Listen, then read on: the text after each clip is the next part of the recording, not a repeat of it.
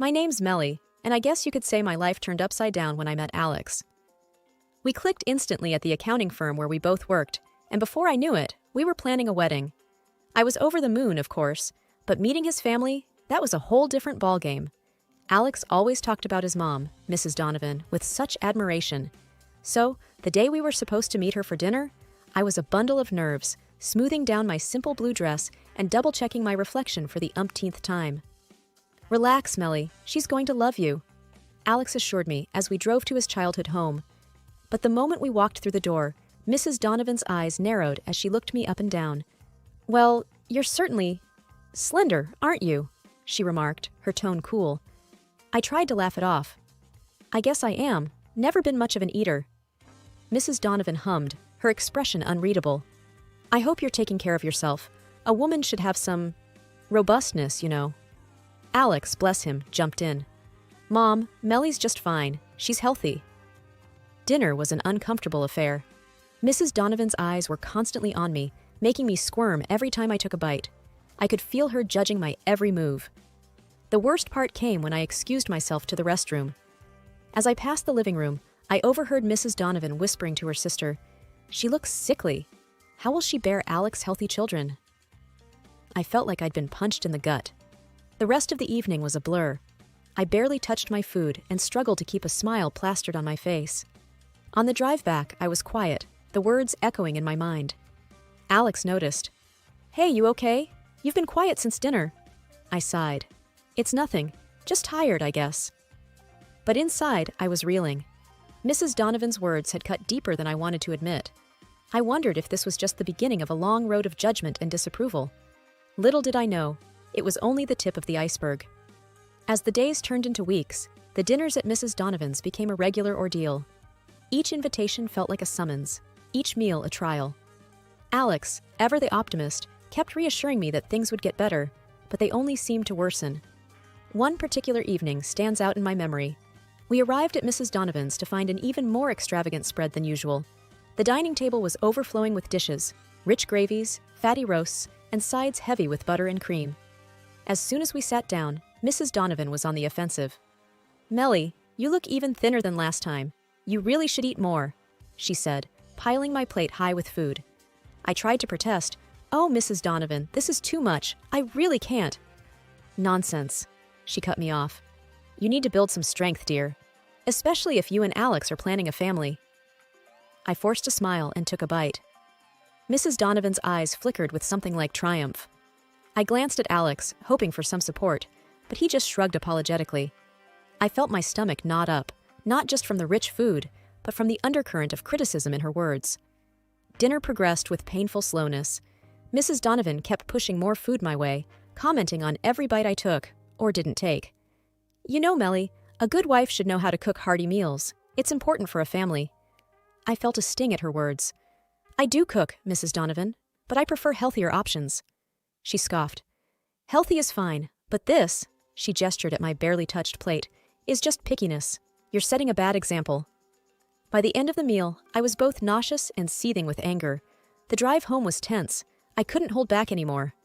Alex, your mom's comments are really hurtful. It's like she's constantly judging me. Alex was silent for a moment before responding. I know, Melly. I'll talk to her, okay? I'm sure she doesn't mean it the way it sounds. But a part of me doubted that anything would change. Mrs. Donovan had made her feelings clear, and no amount of talking seemed to soften her stance.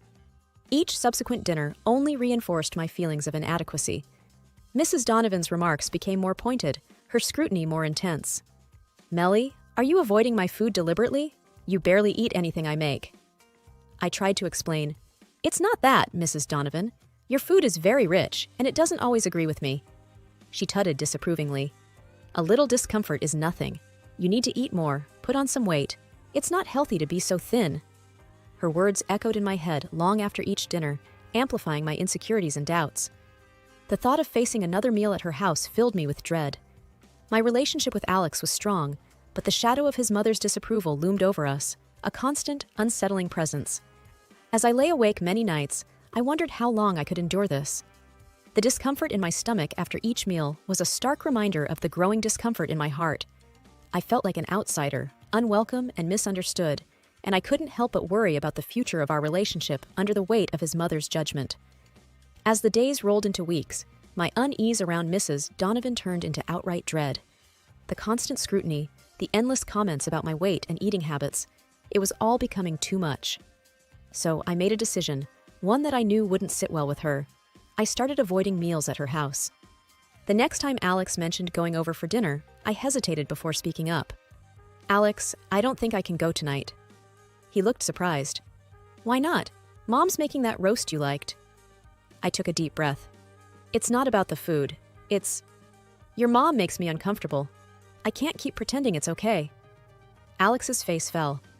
"Melly, she's just trying to be caring in her own way. She doesn't mean to upset you." I shook my head, frustration building up. "It's not caring, Alex. It feels like she's attacking me, always commenting on how I look, what I eat. I can't deal with it anymore." We left it at that, but I could tell Alex was torn. He wanted to keep the peace, but I needed him to understand my side. The next family dinner I missed set off a real storm. Mrs. Donovan called me the next day, her voice icy. "Melly, I noticed you didn't grace us with your presence last night. Is everything all right?" I tried to keep my tone neutral. "Yes, Mrs. Donovan, I just wasn't feeling up to it." There was a sharp intake of breath on the other end. "Not feeling up to it? You do realize it's rude to decline family dinners without a good reason.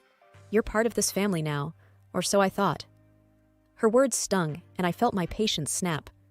"With all due respect, Mrs. Donovan, being part of this family shouldn't mean I have to endure being criticized all the time." There was a moment of stunned silence before she retorted, "Criticism? I'm merely concerned about your health, Melly. A wife should be strong, healthy. I'm worried you're not suitable for Alex." That hit a nerve. "Suitable? I love Alex and he loves me. That's what matters, not your opinion on my health." The conversation ended soon after, but the damage was done. The rift between us grew wider, deeper. Alex tried to mediate, but his attempts only made things worse. One evening, as we sat quietly in our living room, he broached the subject. "Melly, I spoke to Mom. She's really upset. She thinks you're avoiding her." I let out a bitter laugh. "Avoiding her? She's been nothing but harsh and judgmental since day one. What does she expect?" Alex ran a hand through his hair, looking exasperated. "She's my mom, Melly. I can't just ignore her. Can't you two try to work things out?" I looked at him, feeling a mix of anger and sadness. "Alex, it's not about working things out. It's about respect. She doesn't respect me, and I don't know if I can keep pretending it doesn't hurt." The wedding day was supposed to be the happiest day of my life, and it was, at least until the reception. Everything was perfect. The ceremony, the vows, Alex looking at me like I was the only one in the room. But then, at the reception, everything changed. I remember holding a glass of wine, the same wine everyone else was drinking. It tasted a bit off, but I figured it was just nerves. I took a sip, and that's the last thing I remember before waking up in a stark white hospital room. Confused and groggy, I tried to sit up. That's when I heard them, Alex and his mom, just outside my room. Mrs. Donovan's voice was sharp. "See what I mean, Alex? She can't even handle a simple toast. She's too weak, too fragile for our family." I felt a pang of hurt, but I was too weak to respond. Alex's voice, full of worry, cut through. "Mom, stop it. This isn't the time. We don't even know what happened." I wanted to shout, to tell them I was okay, that I wasn't weak, but my voice was a mere whisper. Then the door opened, and a doctor walked in, a serious look on his face. "Mrs. Donovan," he said, addressing me, "you gave us quite a scare. We found traces of a sedative in your system. Did you take anything before the ceremony?" I shook my head weakly. "No, nothing. Just the wine." The doctor frowned. "The wine? But no one else had this reaction. It's very unusual." Alex stepped in, his face etched with concern. "Doctor, are you saying someone might have tampered with her drink?" The doctor hesitated. "It's a possibility we can't ignore. We'll need to run some more tests." I lay there, stunned. Someone had drugged me? On my wedding day? But who? And why? As the doctor left to arrange the tests, Alex came to my side, taking my hand. "Melly, I'm so sorry. I can't believe this is happening." I tried to smile, to reassure him, but my mind was racing. The only thing I could taste was the bitterness of the wine and Mrs. Donovan's harsh words echoing in my head. That night in the hospital, I couldn't sleep. The realization that someone might have deliberately hurt me was terrifying. And the worst part was not knowing who or why. I looked over at Alex, asleep in the chair next to my bed, and felt a wave of sadness. Our wedding day was supposed to be about us, our love. Instead, it ended with me in a hospital bed, surrounded by suspicion and fear. Back home from the hospital, I was a bundle of nerves. The thought that someone had drugged me at my own wedding was like a dark cloud hanging over me. And deep down, I had a gnawing suspicion about who it might be. One evening, I couldn't hold it in any longer. Alex and I were sitting in the living room, the TV playing some show neither of us was watching. I turned to him, my voice shaky. "Alex, I need to talk to you about something serious." He muted the TV, looking concerned. "What's up, Melly?" I took a deep breath. "I've been thinking about what happened at the wedding, and I can't shake off the feeling that your mom might have had something to do with it." Alex's face changed instantly. "What? Melly, that's crazy talk. Why would you even think that?" I could feel my frustration mounting. "Think about it, Alex. All those comments, the way she's always on my case, and then I suddenly fall ill after drinking wine that tasted odd? It's not that far-fetched." Alex stood up, pacing the room. "Melly, you're talking about my mom. She can be tough, sure, but she wouldn't do something like that. You're letting your imagination run wild." I stood up too, my voice rising. "Am I, Alex? Or have you just been turning a blind eye to all the things she's said and done? Can't you see she doesn't like me?" He stopped pacing, looking pained. "Melly, this is serious. Accusing someone of drugging you, that's a big deal. You can't just throw around accusations without proof." I felt tears prick my eyes. "I thought you'd at least consider what I'm saying. But it seems like you'll always take her side." Alex sighed, running a hand through his hair. "It's not about taking sides, Melly. It's about being rational. We can't accuse people based on a hunch." I felt a mix of anger and disappointment. "So, what am I supposed to do? Just forget it happened?" He came over, trying to put his arm around me, but I stepped back. "We need to think this through, Melly. Maybe talk to the police again, see if they found anything new." I nodded, though I felt far from convinced. "Fine, we'll talk to them. But Alex, if it turns out I'm right, I don't know what I'll do." That night, I lay awake, staring at the ceiling. My mind kept going back to Mrs. Donovan, her words, her looks. The doubt and fear were like a poison, and I knew I had to find the truth, no matter how painful it might be. A couple of weeks after the hospital incident, we were invited to another family gathering at Mrs. Donovan's house. I was hesitant to go, but Alex insisted it would be good for us to show a united front. As we walked into Mrs. Donovan's house, the atmosphere was tense. I could feel eyes on me, whispering under their breath. Mrs. Donovan greeted us with a smile. "Melly, dear, so glad you could make it," she said, her voice dripping with something that didn't quite sound like sincerity. I forced a smile back. "Thank you for having us, Mrs. Donovan." Dinner was served, and I noticed Mrs. Donovan made a point of bringing me a separate dish. "I made this especially for you, Melly, considering your delicate condition." Her emphasis on delicate didn't go unnoticed. I eyed the dish warily. It looked normal, but after the wedding, I couldn't be sure. Alex, oblivious to my discomfort, started eating his meal. I pushed the food around my plate, my appetite gone. Mrs. Donovan watched me, a hint of a smirk on her face. "Not hungry, Melly? I made it just for you." I looked up, meeting her gaze. "I'm just not feeling all that well, Mrs. Donovan, but thank you." The room was filled with murmurs and side glances. I could feel the weight of everyone's eyes on me, judging, questioning. Alex, noticing my discomfort, leaned in. "You okay?" I nodded, but my mind was racing. What if she had done something to the food again? I couldn't take any chances. I whispered to Alex, "Can we switch plates? I'm not comfortable eating this." He looked confused, but obliged, swapping our plates. As he reached for a bite of my food, Mrs. Donovan's hand shot out, stopping him. "No, Alex, don't!" she exclaimed, her voice laced with panic. The room went silent. Everyone's eyes were now on her. Alex looked up, startled. "Mom? What's wrong?" Mrs. Donovan's face had lost all color. She stammered, looking for an excuse. It's just... That dish is specially made for Melly. It's not to everyone's taste." I stared at her, my suspicions growing stronger. "Why not, Mrs. Donovan? What's in it that's so special?" She fumbled for words, her usual composure slipping away. It's just a special recipe."